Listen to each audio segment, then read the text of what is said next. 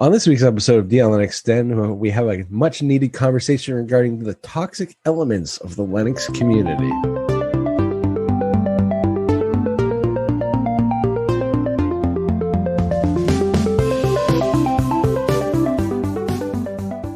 This episode of DLN Xtend is brought to you by DigitalOcean and Bitwarden. And welcome to episode 38 of DLN Xtend. DLN Xtend is a community-powered podcast. We take conversations from the DLN community from places like the DLN Discourse forums, Telegram group, Discord server, and more. We also take topics from other shows around the network and give our takes. And with me are my two fantastic co-hosts, the Pokemon chasing Nate and the ever-growing hardware in her ears host Wendy. How you guys doing? Doing pretty good. So Nate, what have you been up to lately, bud? Well, I've been playing in the terminal a little bit. It's been fun. So it sort of kind of kicked off with the fish, the friendly interactive shell. I heard people talk about it and say, "Oh, how amazing it is!" I'm like, hey, "What's wrong with my bash? My bash is great." And so it was actually at Biddle that someone said I needed to try fish. And so I tried fish, and I got to tell you, holy crap, it's amazing. It's literally, they made the terminal amazing. As far as, I can't remember a lot of the commands or how the options are done. Different terminal programs sometimes have different ways of, is it a double dash or single dash? Is it, whatever. And so this, it makes it very easy. So if I type zipper, one, it predicts what I want to do based on previous usages, like in my bash history, my whatever, is it still called bash history? I don't know. And so I can hit tab. If I can't remember which option it was, it'll give me the list of the different commands I can do right at that point. So like if I start typing like so I have like install, info, install new recommends, and anything like that I think is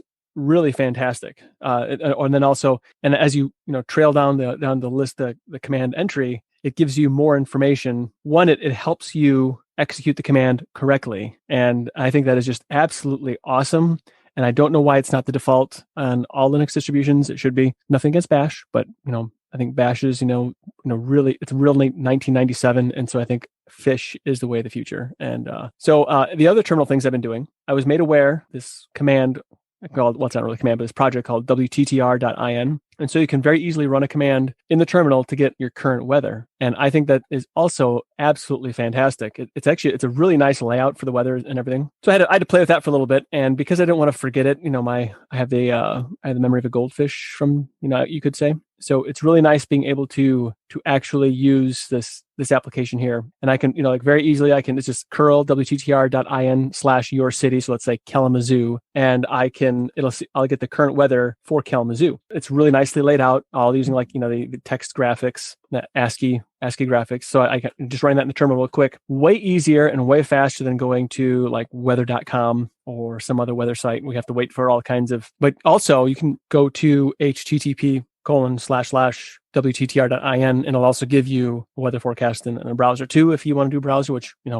that's just silly. Why would someone use a browser? But you can, so there's a lot of options you can do by zip code. You can do, if let's say there's multiple Springfields or Portages, you say like Portage, Indiana, or Portage, Michigan, something like that. And it'll give you Portage Plus, I should say. And then so that it can filter all that down and get you to what you want. And that has also been, it's such a neat application, and it's very extensible too. So there's many things you can do with it. You can have it just do like 1 day current or whatever other options you want, if you want metric or imperial units. And also there's a way to like have it build like a PNG with like transparency. So you can actually have it pop up like a graphical display, but with a text. There's a lot of things you can do with it. And I just think it's a really neat way to get weather in the terminal. And since I do have I use Tmux for some things, it'd be nice to just, have access to that as well. Just like when I'm logging into something, my terminal desktop, as it were. So yeah, that's another terminal thing I've been doing. And then the last one that it was absolutely useless. It's an old and not funny joke, but the Rickroll. I remember this, but when you give somebody a link to help them out, and actually it's just the music video of Rick Astley, I believe is his name, a Rickroll in the terminal, and it made me laugh. So I didn't want to. Again, I just wrote a little blathering about that, just because it made me laugh as much as it did. So it's fun, In fact, it's not funny, but it's funny.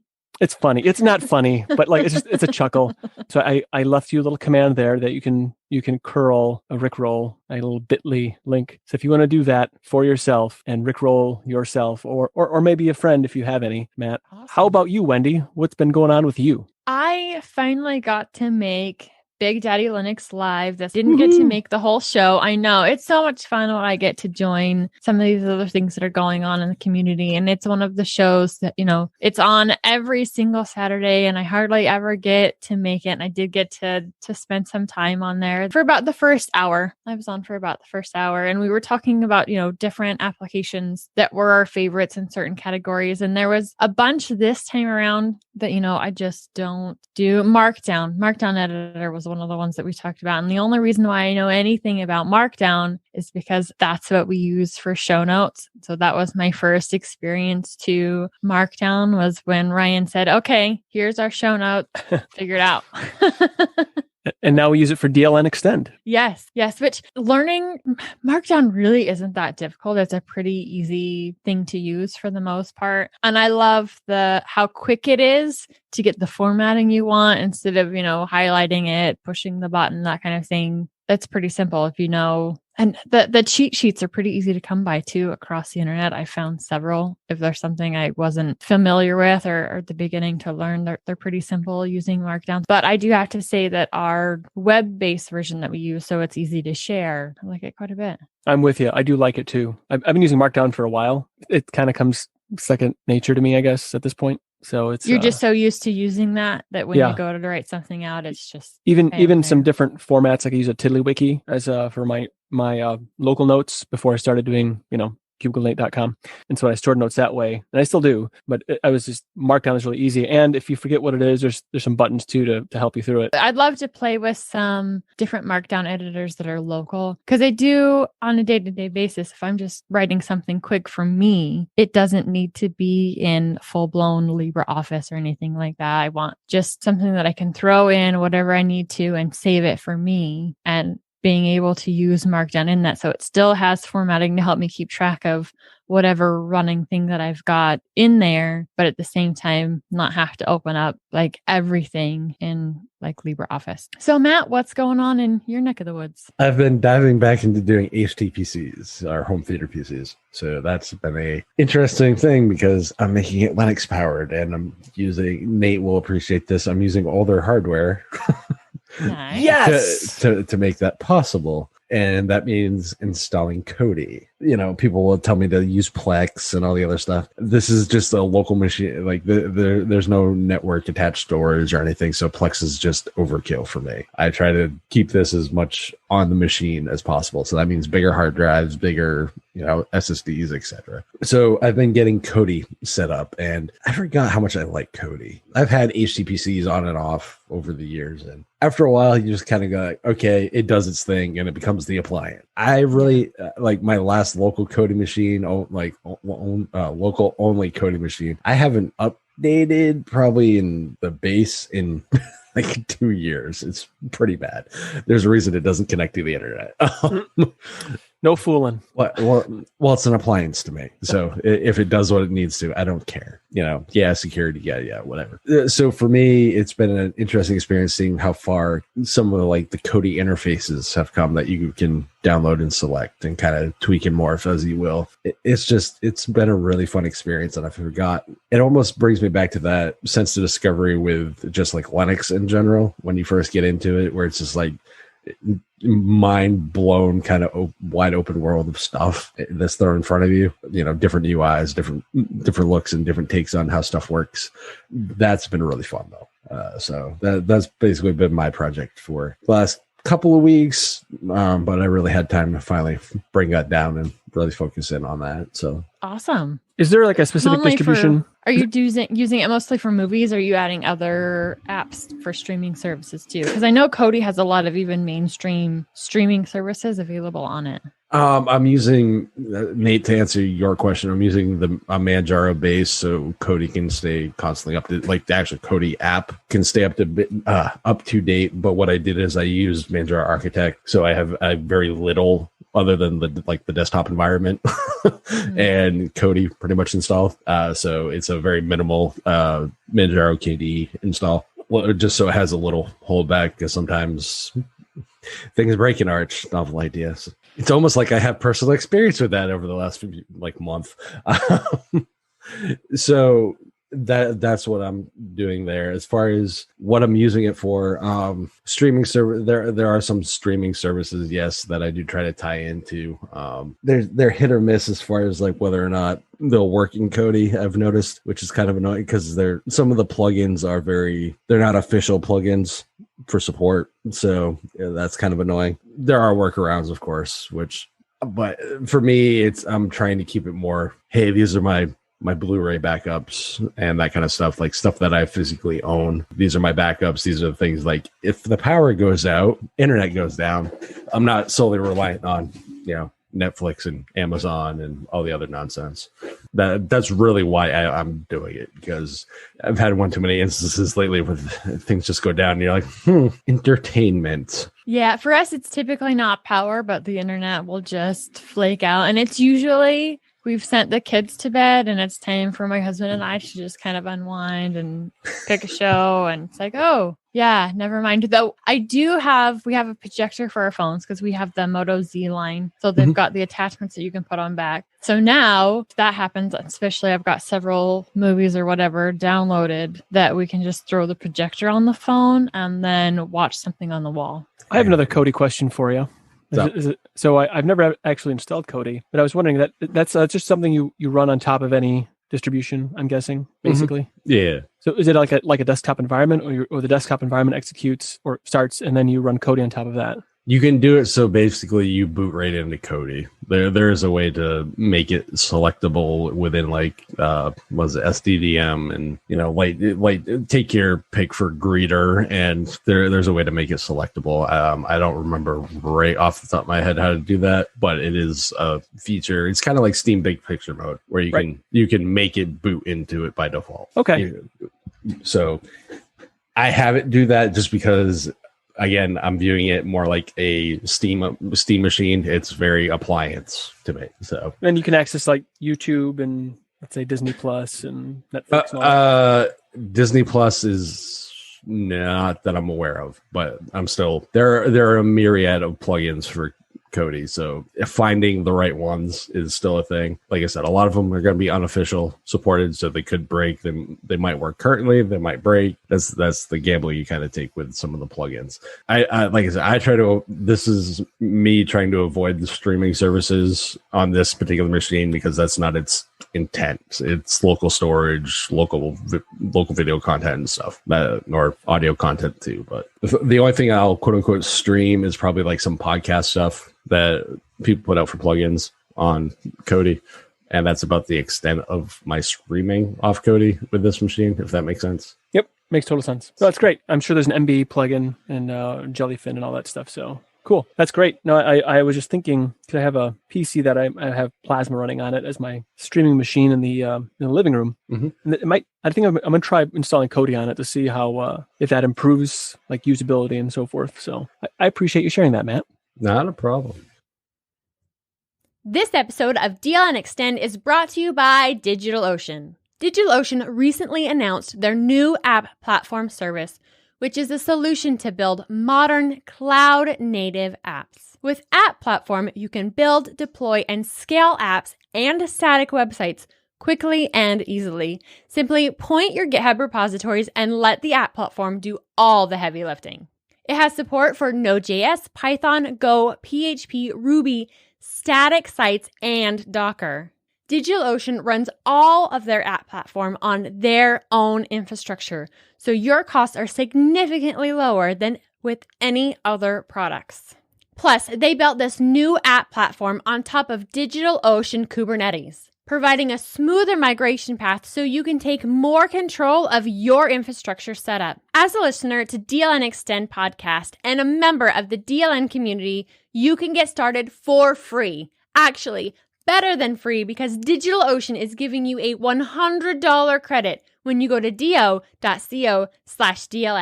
Again, go to do.co/DLN to get started with your $100 credit on top of DigitalOcean's new app platform. We want to thank DigitalOcean for sponsoring this episode of DLN Xtend. So speaking of sharing, there are some elements of the community that have no problems sharing with just how wrong you are about your choices in Linux. So we're talking about toxic elements in the Linux community. I'm not saying that the entire Linux community is toxic. That I think is a misnomer. I have plenty to say on this topic, but I'm gonna get your guys' take on it. So let's start with Nate. Like, where do you see the quote unquote toxic elements of the Linux community? Well, I will say initially, the Linux community does not have the market cornered on toxicity. Like this is not just something that's unique to the Linux community. It's not like we're the brokers of it all. In fact, my experience has been, as far as toxicity goes, for the most part, obviously choose your community, right? Don't go to a bad neighborhood, like an arch neighborhood. I'm just kidding. Choose your neighborhood. But for the most part, I would say, as far as online communities go, between the Linux and the Lego communities, they're both pretty darn friendly. I mean, but you're going to have doodle bugs in both of them, as far as I'm concerned. There's community, I would say, that has been real toxic, that I have experienced that's been toxic, have been Mac user groups and then also gaming user groups. So if I were to say like which one's most toxic that I've experienced has been gaming. I've never had somebody in Linux community just all of a sudden swear at me, because I got them or whatever. I mean, we've done gaming nights or whatever with the Destination Linux community, and people are pretty respectful for the most part, I would say. But I've done some gaming. This has been a few years since I don't do a whole lot of online gaming anymore. But those people are some real, knuckleheads as far as I'm concerned, real just difficult people. So I don't know. I don't think, when you say toxic communities, the Linux it's on the list, but it's not high on my list.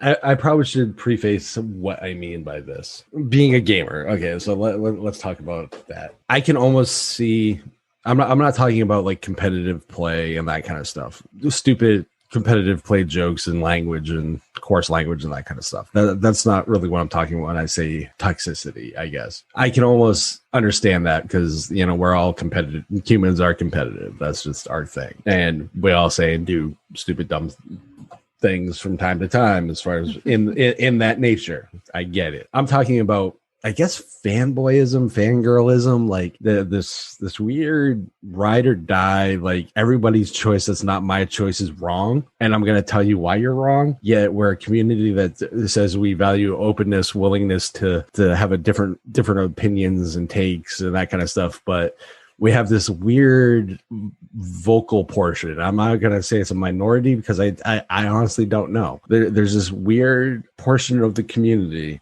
that likes to look at what people choose, be it proprietary, the free software only crowd. It doesn't really matter. The vitriol, I guess, around example. You mentioned Microsoft and Edge, Microsoft Teams, anything MS coming to Linux. Oh, it's it's embrace, extinguish, and extend, embrace, and whatever. You know what I mean? I know what you mean. And I get where they're coming from. I've been using this thing since '99. I get it. Past history. I totally understand that. But it's like anytime it's brought up, anytime that's brought up, anytime that you say hey, I use proprietary software, I use Lightworks, I use DaVinci Resolve. Anytime you say, hey, this is why I don't like this desktop environment, or and you give your reasons why you don't, and that's fine. There's no like, oh, that's cool, glad it works for you. And then there's just no moving on. There's this like weird like heel digging and people trying to justify their positions on why they do stuff. Personally, for me, homie, I don't care what tech you use. That's your business. Like I don't get why there's elements of the community that feel like they have to project and be combative and argumentative with people who make personal computing choices, because the whole point of Linux is talking about personal choice, putting the PC back in computing, basically. And yet there are elements that like belittle people for doing just that. And I don't get it. Yeah, I can see that. I haven't seen much of it in quite a long time. Like me personally, I mean, the days of, you're running this distribution, you should be running this distribution instead. I really haven't seen a whole lot of that lately. As far as software goes, maybe there's like some, I would say at the very most gentle that I've seen, some gentle ribbings about, don't use VS Code, use like Codium or VS Codium. I don't know what it's called. I've never actually seen any kind of like that vitriol anymore that I think I once did. But I see where you're coming with that. And, there's a good way to deal with those people, in my opinion. You ignore them. Yeah, but so here's the problem, though. The perception reality, unfortunately.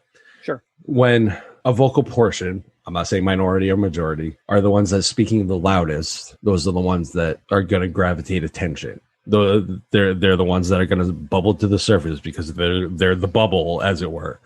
And these are the ones that the crowd just runs with, as far as like, you know, the media portion of it. Don't get me wrong, I could say what I feel on that end of things.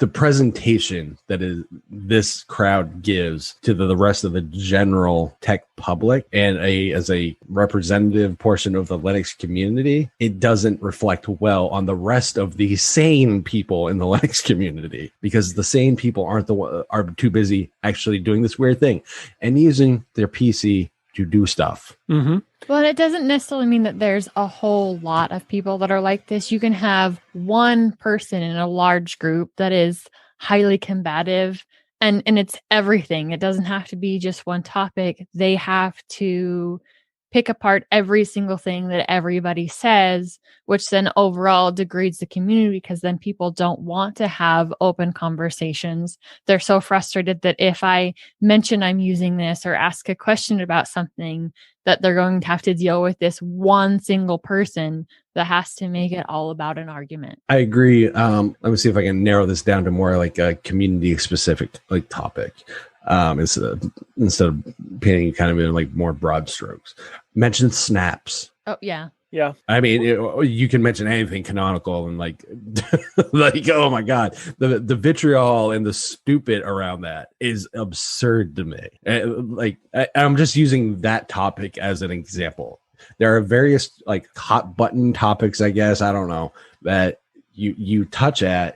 And you say, oh, I don't mind snaps. And then you get 15 different reasons from 18 different people about why snaps are bad. Homie, I don't care. I decided to use snaps. If they don't work for you, that's cool. Go use what does. Well, in every community, and I don't think it's just Linux, there are always hot button topics that are going to cause, what's the term I'm looking for? A visceral reaction.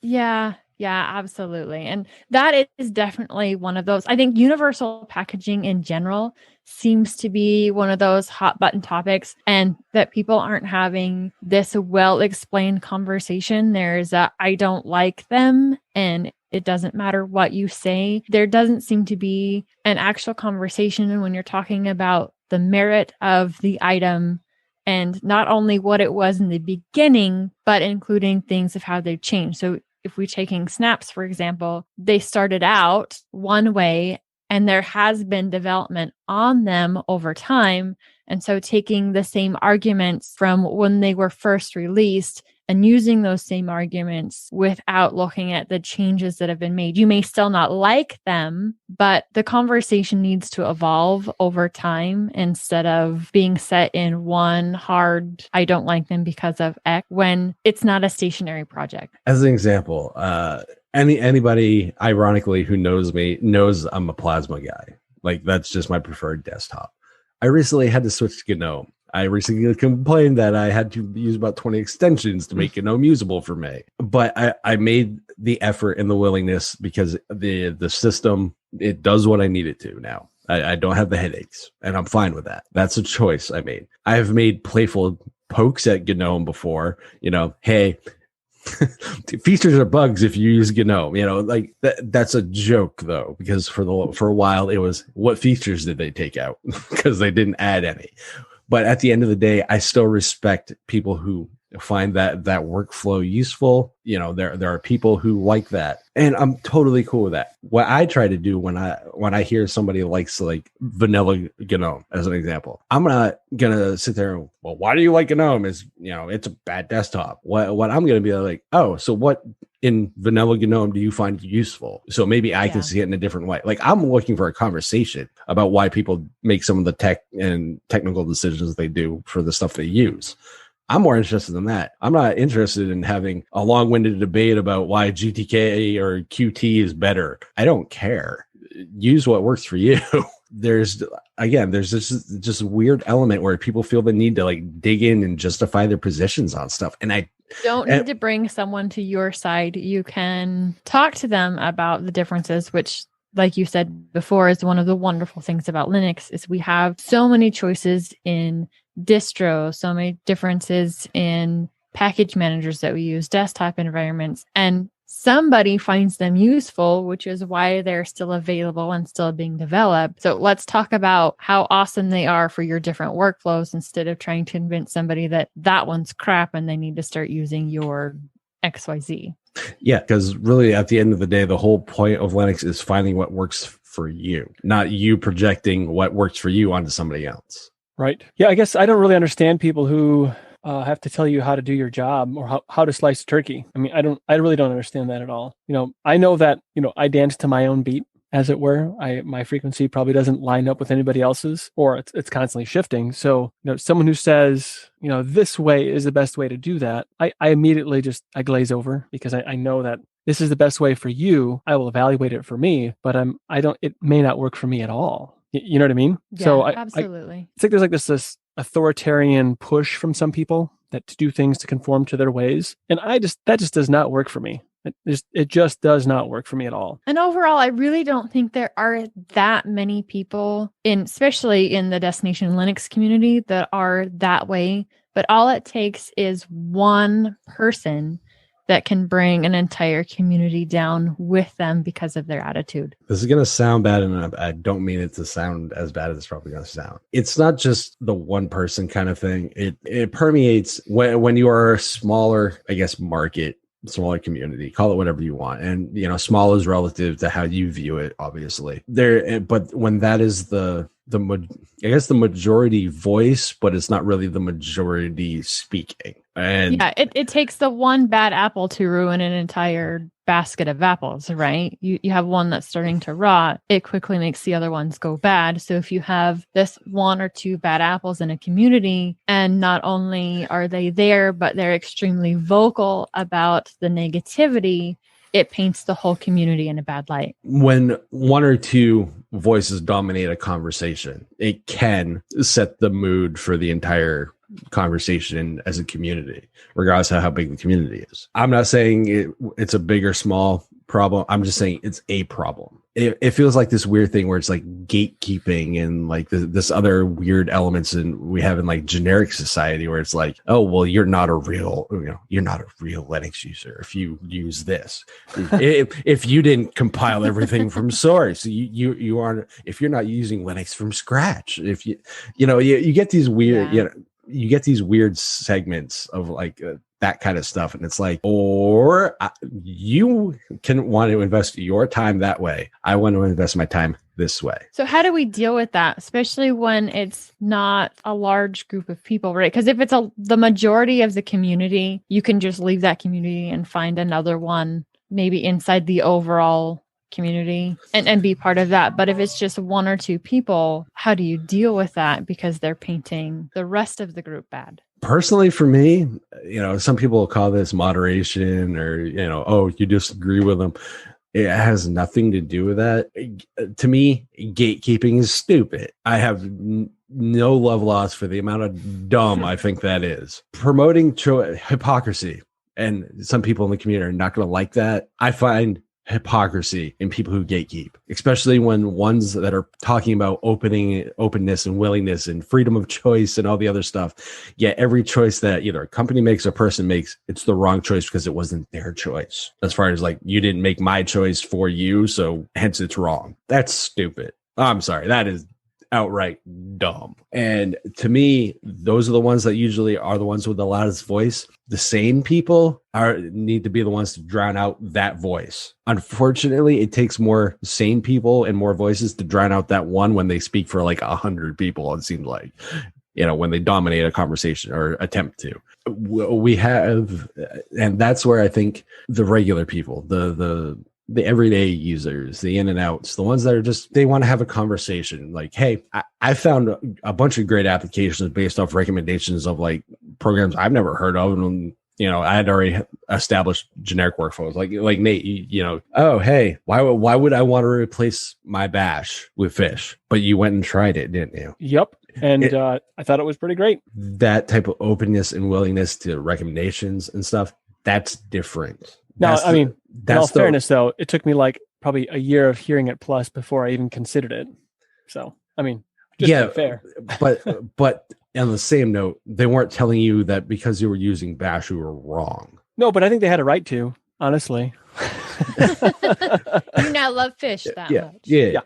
Yeah, but that's different. What I'm saying is they didn't sit there and say, well, you should be using fish because Bash is stupid or Bash doesn't work No. But they were highlighting The different positives of fish. they were highlighting the positives of fish to try to give you a perspective on why you might want to use it. That's different. We don't get that a lot, unfortunately. That is the type of conversations that we need to have. Those are the type of conversations that need to dominate the stuff, not what your decision for your technology choices is wrong stuff. So basically what you're saying overall is it's not bad to make suggestions, but the stuff that you're suggesting, build up that program, that hardware, that piece of whatever, instead of tearing down the other thing. Make it a positive light on the suggestion, which then if someone decides to try it and it positively benefits their workflow, as this has for Nate, that's awesome. And if they decide not to try it, they still walk away from the community with this great experience about the conversation of the positives of this thing. Exactly, because it's really here's the reasons I use this. Somebody comes back with, hey, this is why I use this, or why I don't like this, general conversation. And they say, hey, cool. And then someone decides out of that conversation to go and try it and say, hey, thanks. This helps here. That's growing as a community. That's helping as a community. Yeah. The dumb bickering of snap packages versus app images versus flat packs, and that why would you use the closed source back end of a Canonical as opposed to the openness of FlatHub? Or who cares? You might care. I get it. You might be one of the free software freedom only touting people. Go use your Triskel. I don't care. Yeah, I totally agree. And I guess I don't. It comes down to I wonder who hurt them as a child, because if you have to be so domineering over somebody on a choice of, just think about this for a little bit, of an application which is literally just ones and zeros that turn on and off rapidly. And when you really think about it, like, what is it really? I mean, you're getting really upset about something that's really kind of meaningless in many ways. And I do not understand those people. If somebody, now the one thing that will set me off is when someone puts ketchup on a hot dog, but I let them go with it, So if somebody wants to put ketchup on their Linux machine and they want to do something crazy, fine, just do it. Whatever floats your boat, And I guess it's just interesting. Like, so I think people need to stop and think about what they're getting upset about. Why are they doing what they're doing? You know what I mean? Like, what is it there's a deeper issue that I have no idea what the problem is. You know what I mean? It makes me wonder sometimes, really, like, when it comes down to it, is who hurt you? And I think that sometimes we get angry with these toxic people, but I tend to feel bad for them because there's something clearly wrong. Well, and I don't necessarily feel bad for them. I'm one of those people that I love to have conversations, and sometimes they're difficult conversations, but everybody is coming at it from the perspective of we're having a conversation and not a fight. Somebody that's very combative, I just don't want to be a part of that group or whatever anymore. And so I have a tendency to just leave and not participate in the group at all, because it's not a situation that I want to be in. And I know that there's other people who have that tendency, not just me. And so you enter a group and then this 1-2 people are being highly aggressive and not wanting to have a conversation, then it ends up damaging the community overall, not just because there is one person being hyper aggressive, but because there are other people that no longer wish to participate. And so you're not having this free flow of ideas. I was going to say, from my experiences, basically those loudest voices, unfortunately, have the ability to change the overall structure nature of a community, and a lot of the times they don't even realize it. That's the thing to me. Oh, well, I didn't see it that way. Well, maybe if you shut up for a minute, you could actually see it that way. Like I said, I'm not saying it's just 1 or 2. I'm not saying it's a lot. I'm not saying it's the entire community. There's an element, I don't know how big, that tries to be combative and dominative in a conversation and doesn't want to have a conversation, And again, those particular group, I call a bunch of hypocrites because they're the ones that preach and talk about choice. But at the end of the day, you made choices for you, as you, the user, that they don't agree with. So they'll be the first to tell you that how wrong you were and why you're wrong and all the other things around it after you've had the general conversation of why justification, quote unquote, of why you chose what you did, which at the end of the day, you shouldn't have to some random person on the internet. Yep. Hey, Matt. Yeah. You're wrong. Wouldn't be the first time I've been told that. I couldn't help myself. Just had to. Hey, Wendy, guess what? You're right that I'm wrong. Awesome. I'm so glad we agree. This has been a productive conversation. And I will totally take that L. This episode of DLN Xtend is brought to you by Bitwarden. Bitwarden is the easiest, safest way for individuals, teams, businesses, and organizations to store their passwords. The fact that Bitwarden is not only open source but has had third-party security testing done is one reason I have chosen to trust them with my passwords. On their blog, they have recently announced another third-party security review has been completed. They have the security assessment available for anyone to review. My favorite part of the report, and I quote, "No exploitable vulnerabilities were discovered." Thank you, Bitwarden, for offering such a feature-rich password manager and making security checks a priority. You can get started with a free account by going to bitwarden.com/DLN. Want to support this open source project and help them continue to conduct third-party security audits? That support starts at only $10 a year. Jump over to bitwarden.com/DLN to learn more. So speaking of yelling, there is a game recommendation that I have. Ooh. I always like your recommendations, Mr. Enabler. I would never, ever be an enabler. So this particular game will have you yelling from the sky when you decide to jump from your spaceship down to the ground. The game is called Skybreak. The Skybreak is a really interesting game. It's open world, and there's like an environmental element to it that you have to try to go around and take into consideration as you explore this world that you've crash landed on and repair your ship so you can leave. It's actually, and the art style is the thing that I love. It's a futuristic game, so space and all that stuff, but it's got almost like with this weird, like whimsical art style to the world. Ooh, and I love whimsy.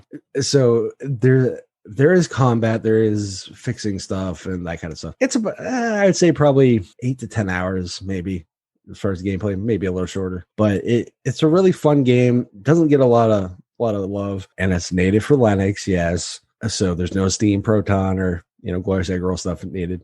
Just a really fun game.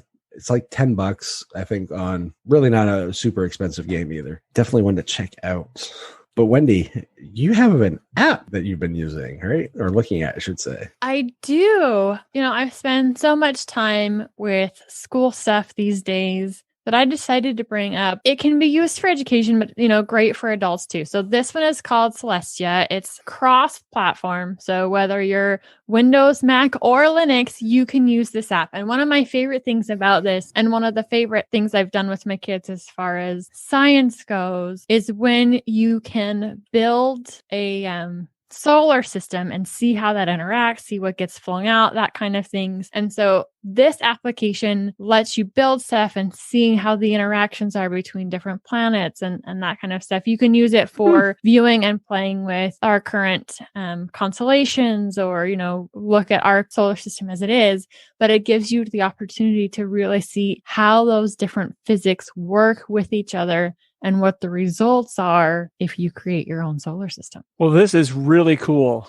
I think beautifully done too. Yeah. It's so pretty. This is very cool. I mean, it's even just the presentation on the website. Yeah, it's they have fantastic. A gorgeous website. Michael would be extremely proud of how their website looks. It looks really nice. The gallery that you can pull up also on their website to see how things look, detailed pictures of the moon, and, all kinds of extremely fun stuff that you can do with this application. Like I said, the best part is it's cross-platform. So not only can you introduce it on your Linux system, if there's somebody else that that would love to try this out, they don't need to switch to be able to play with them. But it is one more thing that if they decide to, they can keep as they transition from one operating system to the next. That is really cool. Now, I don't see an OpenSUSE package for it, but it's not on their site, but I can do some digging. Yeah, I don't know if they have one. For Manjaro, I found it in the AUR. They have specific instructions for both Debian and Ubuntu on their website. So go ahead and check it out. It might be exactly what you need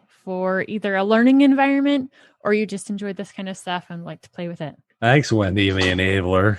You are so welcome. Hey. Oh, there is a package for OpenSUSE. It's under Science Experimental. That is so cool. Mm-hmm. Yeah, that's very cool. I'm going to play with that and see. That'll just be a fun science activity, I think, with the kids for sure. I think they'll get a kick out of that. So thank you, Wendy. See, this is why I like doing the show with you guys, because I now have tabs open related to the things we talked about. So I got Cody, Celestia. I didn't click on the Skybreak because I don't want to lose my time there. I know what's going to happen if I do that. So I don't know what you're inferring, man. You'll be sucked into another game. Education first. Education first. I'm not going to admit that I lose time in games. Well, in fairness, I did make a recommendation for an educational game, Nate. You did, and I actually have been playing that. It's been a little bit. I started it. Been playing that game a little bit, and it is so cool. I've absolutely loved that game. Never Alone. That's what it was called. And they did such a great job with the way they've tied the education portion into that game. Really interesting stuff. Even if you get it full price, it is one to play. The gameplay has been fun. The education part has been really well integrated. Definitely a thumbs up from me. We'd like to continue the discussion with you on Telegram, in Discourse, Mumble, or Discord. Visit the DLN website for more information on how to connect to the social channels and all our shows and creators at destinationlinux.network. For more information on where you can find stuff about me, you can go to cubiclenate.com. Links to my regular written blatherings, podcast, and YouTube channel can be found there. You can follow my random ramblings on Twitter at MattDLN. You can find me on Instagram at Linux and Lifts. As always, we thank you for joining us. We'll be back for another fantastic episode of DLN Xtend. Until then, have a great week, everyone.